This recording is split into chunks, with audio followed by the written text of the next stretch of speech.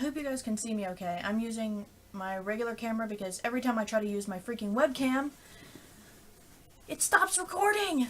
I have recorded this video 4 times now. 4 times! And I'm just like, you know what?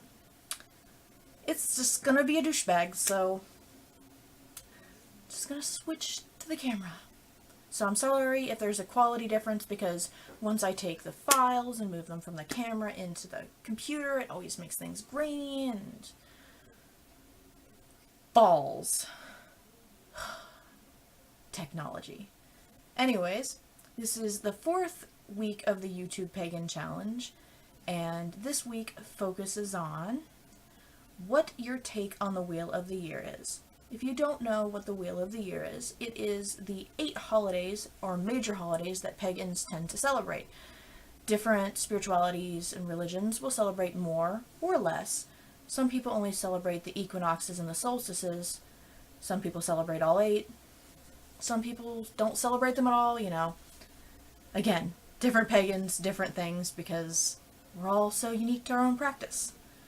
My personal take on it is that I do celebrate all 8 because I wanted to learn to really appreciate every part of the year, because when it started getting dark and cold out, I used to get really grumpy and I used to hate it. I used to just not appreciate anything. But after a couple of years of being a druid and celebrating everything, I definitely have a bigger appreciation for it, and actually like when it gets cold out now, which is really weird, but wonderful.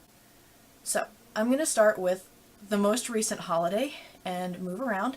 Disclaimer, every person's going to celebrate these holidays differently. This is just my brief overview of what the holidays mean to me.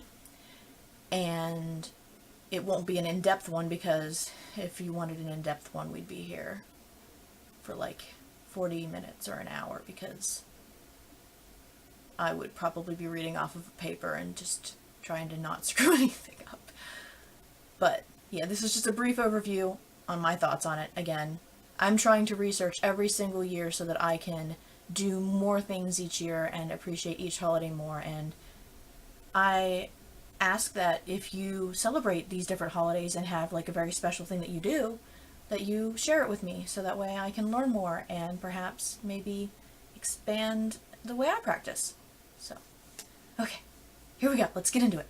Yule is the one that most recently passed, which is the winter solstice from December 19th to the 22nd. It can fall on any of those days, depending on what year it is.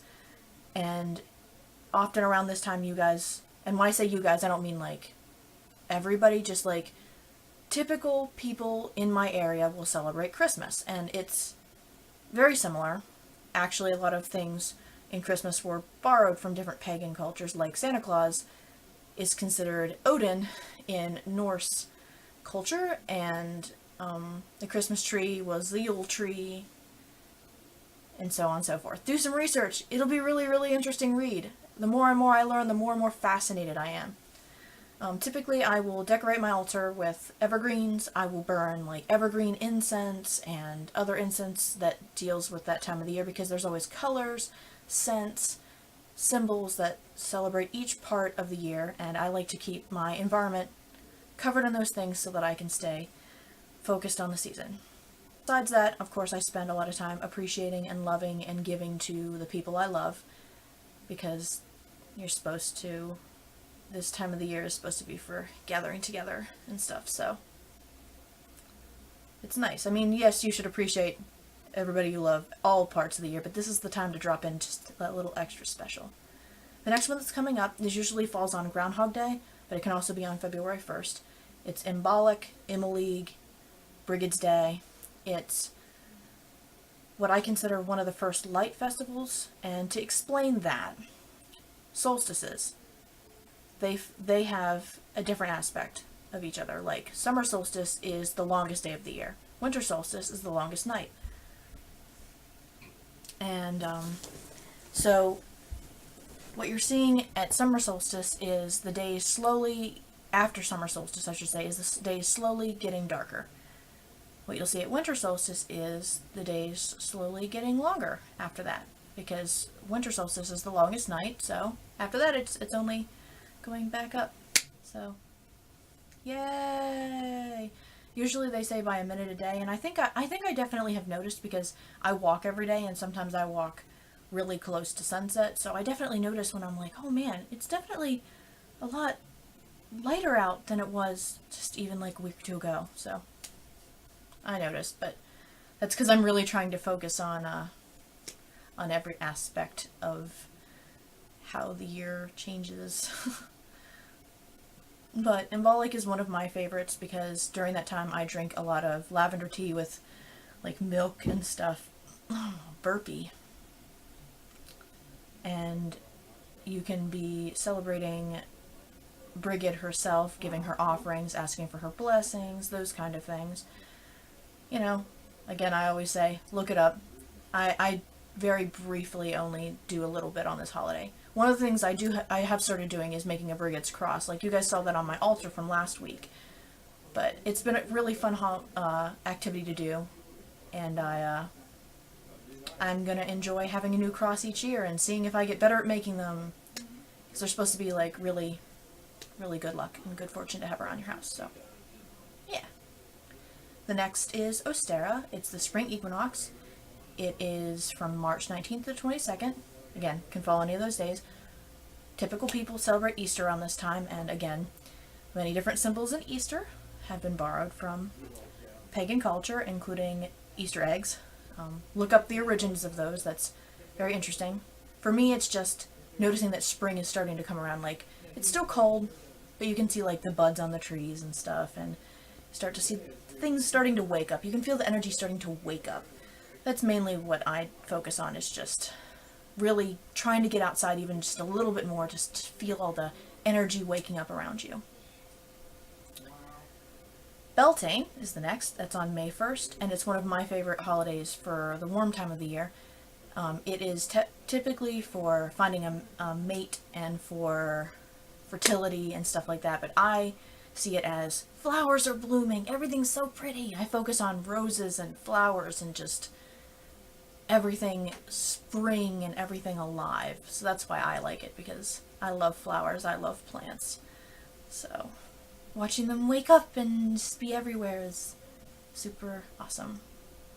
The next is Litha, which is the summer solstice. It can be between the 19th of June to the 22nd of June, the longest day of the year. Typically you want to go out having picnics and spending a lot of time outside enjoying all the animals and all the flowers and all the ripe fruits and stuff. Enjoying what summer has to offer and enjoying the longest day of the year. Sometimes people watch the sunrise or the sunsets during the solstices because, you know, it's a way to celebrate everything coming back or fading. The next is on August 1st. It's Lunasa, also called Lammas. I called it Lammas for the longest time because if you look at the word Lunasa, it's incredibly long, and I was such a derp and couldn't pronounce it at all. I'm really happy that I can now, but it's one of the first harvest festivals. It's the festival specifically focused on grain. During this time is when I like do baked goods, baked breads, like stuff like that, just so that I can share it with everybody and appreciate the fact that we have the ability to have grain and stuff, because that was what our ancestors focused on during that time, because unlike us who can go to like the store and just get whatever we need, they had to focus on their harvest to make sure their harvests were good, and they were thankful for every bounty that they could possibly get. And I think the first things that they were harvesting, during this time at least, was grains. So that's why this one's specifically focused on that. And then after that is Mabon, which is the autumn equinox. It's between the 19th and the 22nd of September.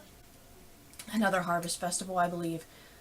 Fruits and gourds and things of that nature were what's coming into season and what you're to be bountiful and feasting on.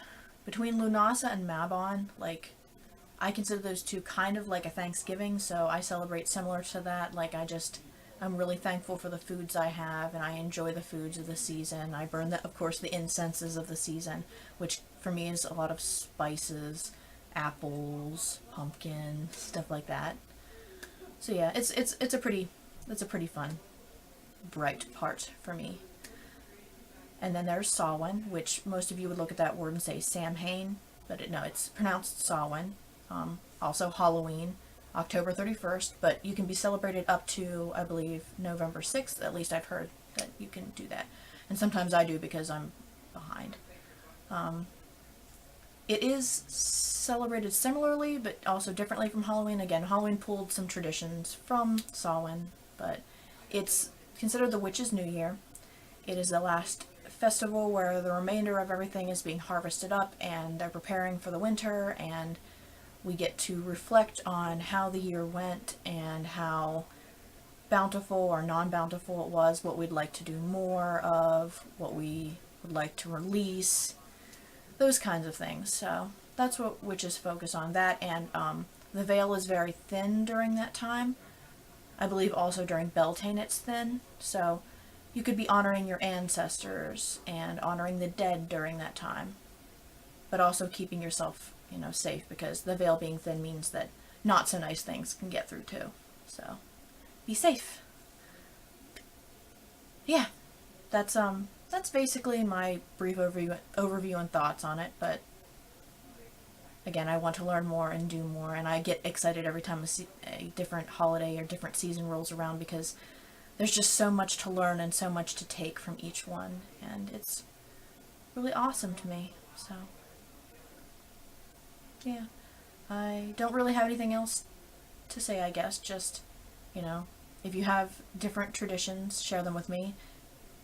If you feel that I got any information wrong, you can, let me know, but please be kind, don't be mean. I'm not trying to spread misinformation, I'm just talking on things that I've basically learned throughout the 2 years, now 3, well, starting the third year,